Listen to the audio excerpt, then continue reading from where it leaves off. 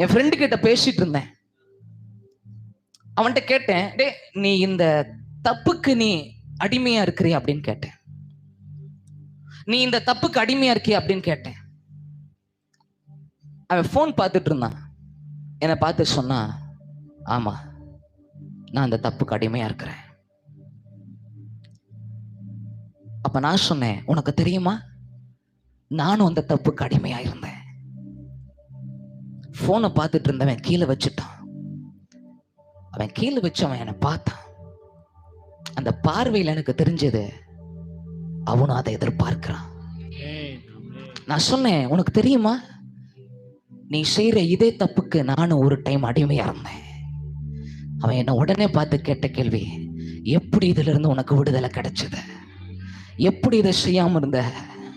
நான் யோசிக்காம சொன்னேன், எப்ப இயேசுவை பிடிக்க ஆரம்பிச்சனோ அப்ப இதை நான் விட ஆரம்பிச்சுட்டேன். எப்ப இயேசுவுக்கு பின்னாடி போக ஆரம்பிச்சேனோ அப்ப அது எனக்கு ரொம்ப ஈஸியா மாறிடுச்சு.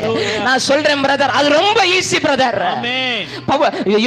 யோசுவா அதை எளிதாய் சுதந்திரித்துக் கொள்ளலாம், ரொம்ப ஈஸி.